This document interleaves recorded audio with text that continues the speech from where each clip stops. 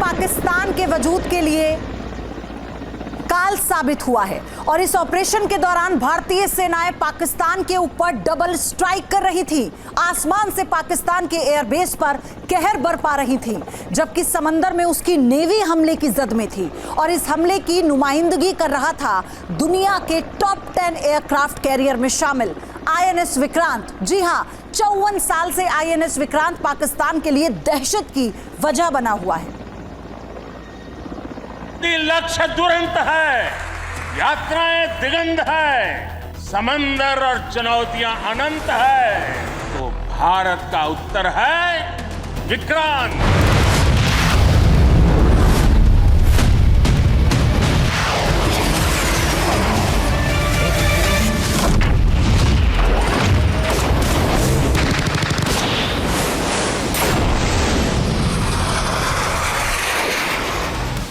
INS Vikrant नाम काफी।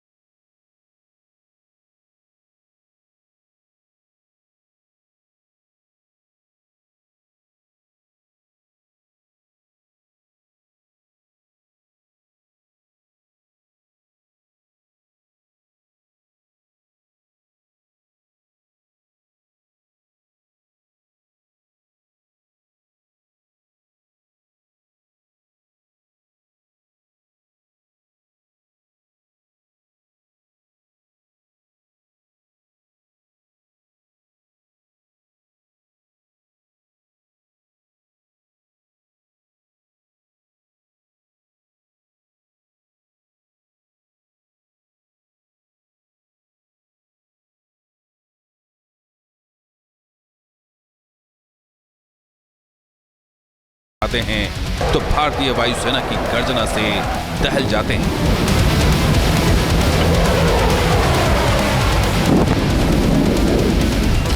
जब जमीन पर पांव रखते हैं तो भारतीय सेना के पराक्रम से उनके पसीने छूटने लगते हैं। और जब समंदर पर नजर डालते हैं तो भारतीय नेवी की तैनाती देखकर उनकी धड़कनें तेज हो जाती हैं। यह हकीकत है कि पाकिस्तान के साथ जंग में या फिर जंग जैसे हालात में भारतीय नौसेना मोर्चे पर आती है तो पाकिस्तान अंदर से टूटने लगता है। पाकिस्तान को टुकड़ों में बिखरने का खतरा सताने लगता है। और यह भी तयशुदा होता है कि आईएनएस विक्रांत समंदर में जब फ्रंट को लीड करने लगता है तब पाकिस्तान की जमीन से एक नए मुल्क का जन्म होने लगता है। बांग्लादेश इसका जीता जागता सबूत है। ऑपरेशन सिंदूर के दौरान भारत ने पाकिस्तान को आसमान के रास्ते दबोचा था। लड़ाकू विमानों और कॉम्बैट ड्रोन ने पाकिस्तान में मौजूद आतंकी ठिकानों को नेस्त नाबूद कर दिया था और फिर पाकिस्तानी वायुसेना के एयरबेस की बर्बादी की दास्तान लिख दी थी।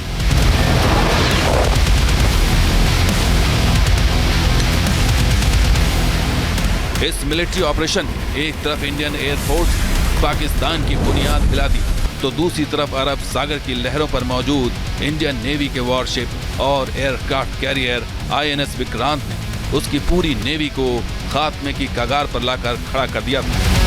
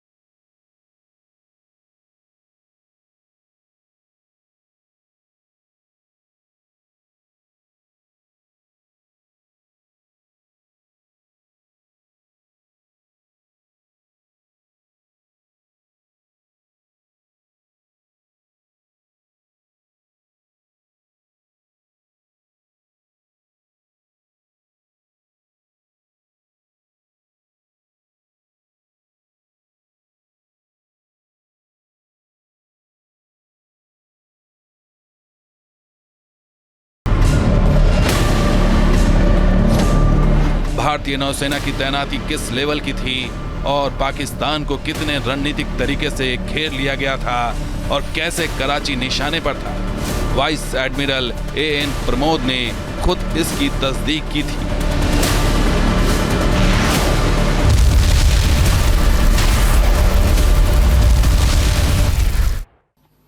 Thereafter, our forces remained forward deployed in the Northern Arabian Sea in a dissuasive and deterrent posture with full readiness and capacity to strike select targets at sea and on land, including Karachi at time of our choosing. आतंक के आकाओं और उनके सफोलों को पालने वाले पाकिस्तान को जब भारत ने जमींदोज करना शुरू किया, लश्कर तैयबा, जैश मोहम्मद और हिजबुल मुजाहिदीन के पाकिस्तान और POK के अंदर ठिकाने ध्वस्त किए जाने लगे।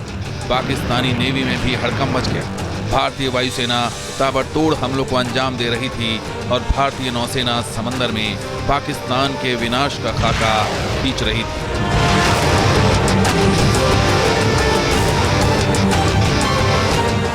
अब साबित हो चुका है कि INS विक्रांत पाकिस्तान के लिए किसी बुरे ख्वाब से कम नहीं। दुश्मनों पर जानलेवा प्रहार करने के लिए ये कैरियर बैटल ग्रुप हर वक्त तैयार रहता है।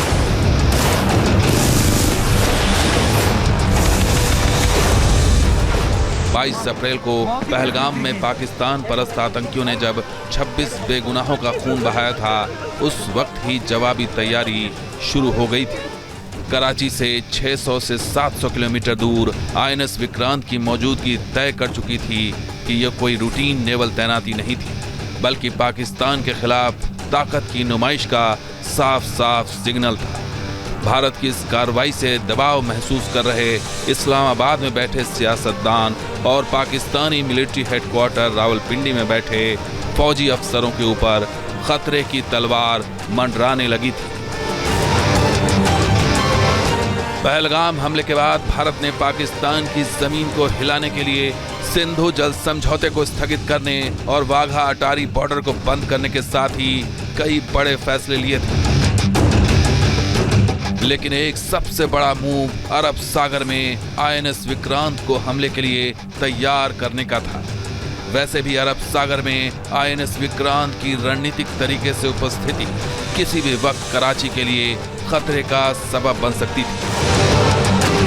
कराची पाकिस्तान का मुख्य पोर्ट सिटी है, जहां से पाकिस्तान का 70% ट्रेड होता है और करीब 80% तेल का आयात होता है। जाहिर है कराची के इर्द गिर्द लहरों पर सवार INS विक्रांत न सिर्फ एक ताकतवर संकेत था, बल्कि ये आतंकी पाकिस्तान के लिए असली खतरा भी था। पाकिस्तानी हुक्मरानों को इसकी बखूबी खबर थी।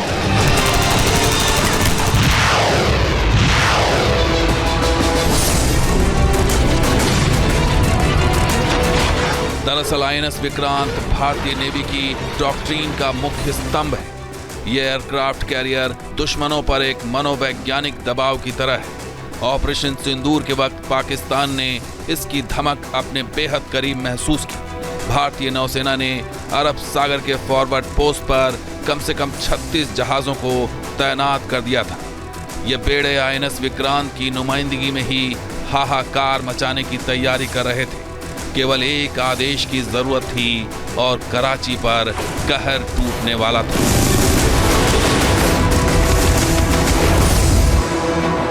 INS विक्रांत का खौफ ऐसा था कि पाकिस्तानी नेवी ने भी अपने युद्धपोतों को इसका सामना करने को कह दिया था।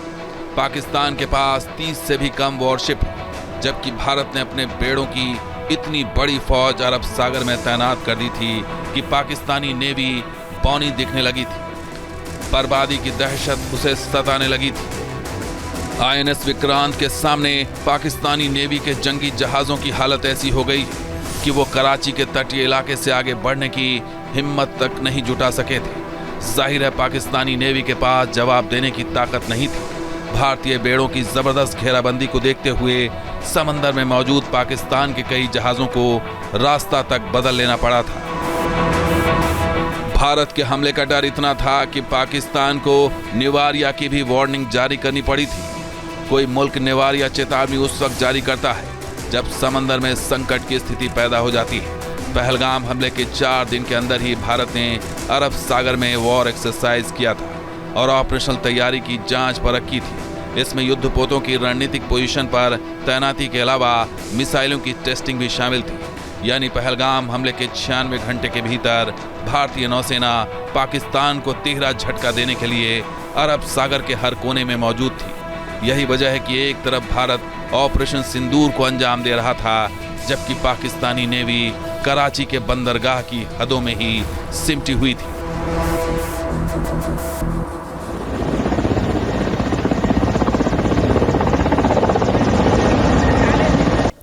ऑपरेशन सिंदूर ने पाकिस्तान के वजूद को निशाने पर ले लिया है।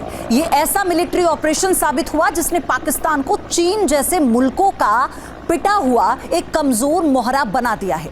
दरअसल आईएनएस विक्रांत की बदौलत भारत ने इस तरह का चक्रव्यूह रचा कि पाकिस्तानी नेवी घुटकर रह गई है। कराची को निशाने पर लेने का मतलब साफ था, पाकिस्तानी फौज की सबसे कमजोर नस को दबा कर रखना। अब आपको दिखाते हैं पाकिस्तानी नेवी की एक हरकत पर पूरे कराची को किस तरह नेस्तनाबूद करने की प्लानिंग थी। ध्यान से देखिए। भारतीय नेवी का कैरियर बैटल ग्रुप समंदर में 100 से 200 किलोमीटर के इलाके में वर्चस्व बनाकर रखता है। आईएनएस विक्रांत के साथ ही MiG-29K fighter jet, submarine, destroyer, frigate हमला करने के लिए तैयार थे। Airborne early warning system helicopter भी पाकिस्तानी जहाजों की हरकतों पर नजर रखे हुए थे। अब आपको ये बताते हैं किस तरह से अरब सागर से भारतीय मिसाइलों का टारगेट एरिया कराची तक तय कर दिया गया था। ये भी जानिए, ये भी समझिए।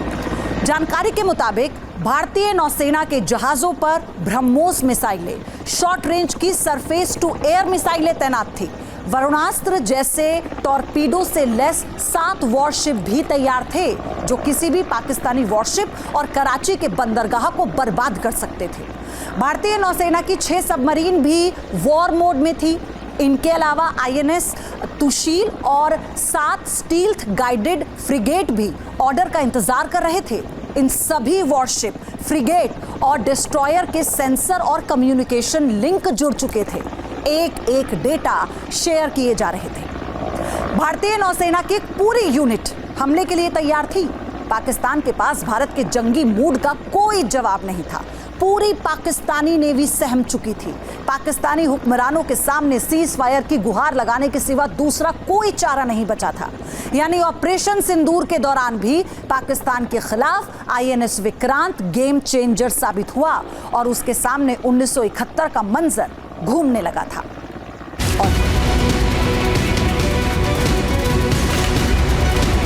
पाकिस्तान के खिलाफ ऑपरेशन सिंदूर को जब अंजाम तक पहुंचाया जा रहा था, अरब सागर में भारतीय नौसेना संघारक मिजाज में आ चुकी थी। आईएनएस विक्रांत की तैनाती देखकर पाकिस्तान फ्लैशबैक में जा चुका था।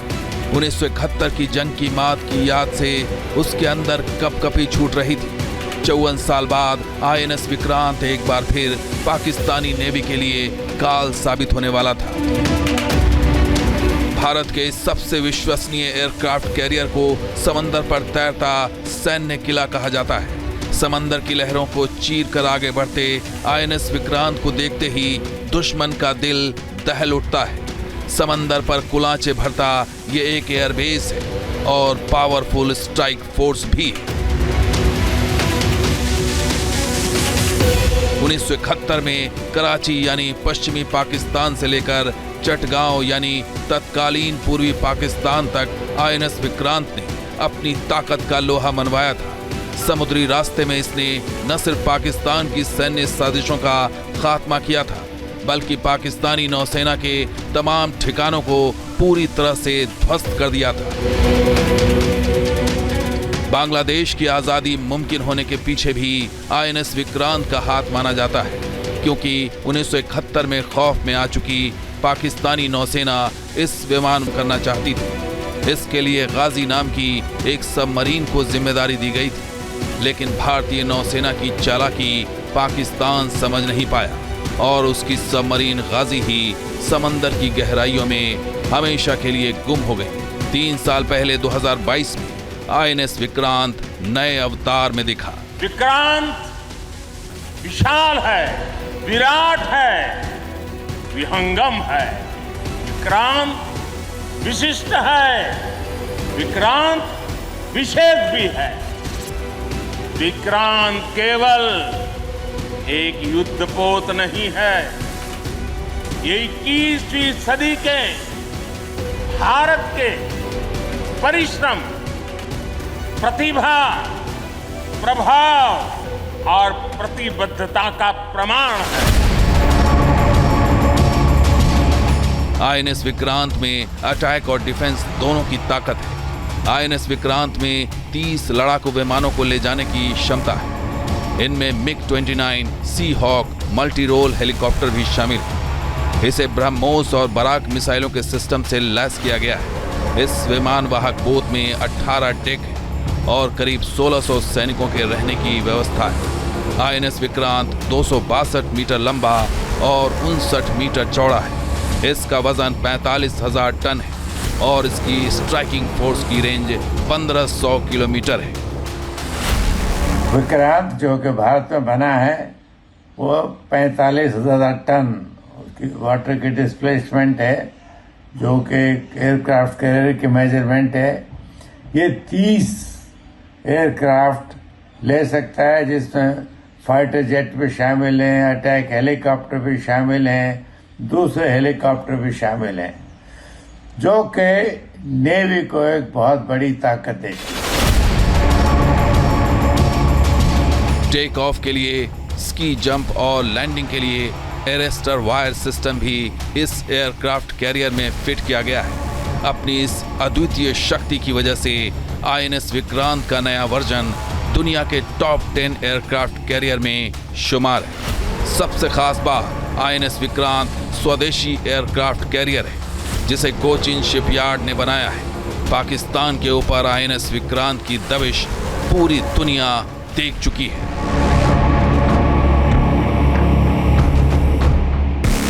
जहां भक्ति है हर शब्द में, कथाओं में छिपे हैं दिव्य रहस्य और ज्योतिष देता है जीवन को दिशा। धर्म से जुड़ी हर बातों को जानने के लिए हमारे चैनल स्तुति को सब्सक्राइब करें। चैनल पर जाने के लिए इस लिंक पर क्लिक करें।